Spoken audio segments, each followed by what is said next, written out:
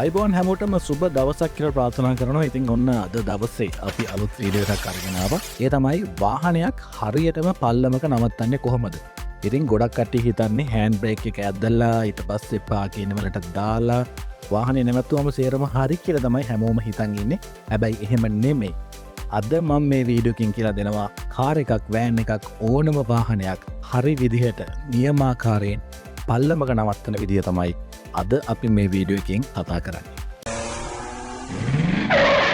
ලොකු පල්ලමක වාහනයක් නවත්තද්දී අපි කරන්න ඕන වැදගත්ම දේ තමයි හෑන්ඩ් බ්‍රේක් ඇදලා වාහනේ සේරම කළා නැවතුවට පස්සේ අනිවාර්යෙන්ම අපි රෝදේ මෙන්න මේ විදිහට වම් පැත්තට හෝ දකුණු පැත්තට කපන්න ඕනේ. දැන් ඔයා හිතන්න ඔයා පාරේ දකුණු පැත්තේ වාහනය නවත්තනවා නම් දකුණු පැත්තේ පේමන්ට් එක තියෙන්නේ. පේමන්ට් එක තියෙන පැත්තට රෝදේ අනිවාර්යෙන්ම කරකවල තමයි වාහනය නවත්තන්න ඕනේ. ඔයා හිතන්නේ මොකක්ද ඒකට හේතුව?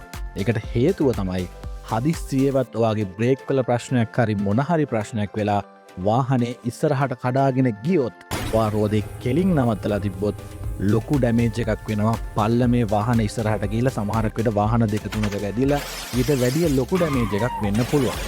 ඉතින් ඩැමේජ් එක අවම කරගන්න පුළුවන් ඔයා වාහනය පල්ලමක නවත්තද්දී පේමන්ට් එක තියෙන පැත්තට රෝදය සම්පූර්ණයෙන්ම කපලා තමයි වාහනය නවත්තන්න ඕනේ. ඒ වගේම ඔයා වාහනය නවත්තන්නේ වම් පැත්තේ නම් වම් පැත්තට නම් බෑවුම තියෙන්නේ පේමන්ට් එක තියෙන පැත්තට සම්පූර්ණයෙන්ම රෝදේ කපලා තමයි වාහනය නවත්තන්න ඕනේ. ඒකට හේතුව තමයි හදිස්සියක්පත් වෙලා බ්‍රේක් ප්‍රශ්නයක් හෝ මොනයම් හේතුවක් නිසා වාහනේ ඉදිරියට ගියොත් ඔයා රෝදේ කපලා තියෙන්නේ පේමන්ට් එක පැත්තට නිසා වාහනයට ඩැමේජ් එකක් වෙන්නේ නැහැ.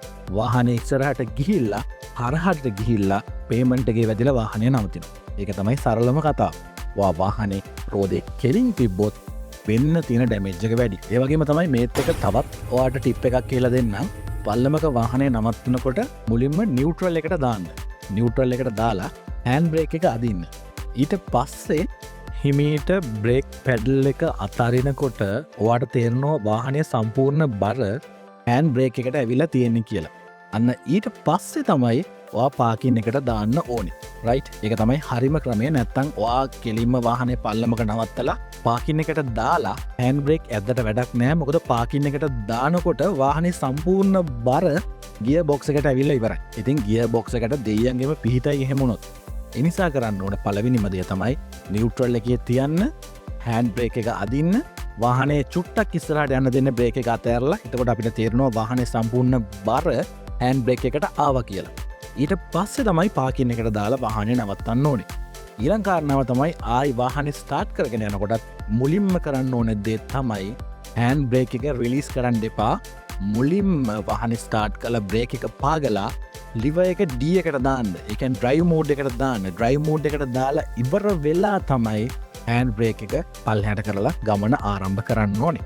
රයිට්? එමනම් මම හිතනවා මේ වීඩියෝ එක බලපු කට්ටියට, අලුතෙන් වාහන ගත්ත කට්ටියට, වාහන තිබ්බ කට්ටියට, දන්නේ නැති කට්ටියට මම හිතනවා ගොඩක් වැදගත් වෙයි කියලා. එහෙමනම් ටිකටම අපිත් එක්ක එකතුලා ඉන්න, අපිව subscribe කරන්න, කමෙන්ට් එකක් දාන්න.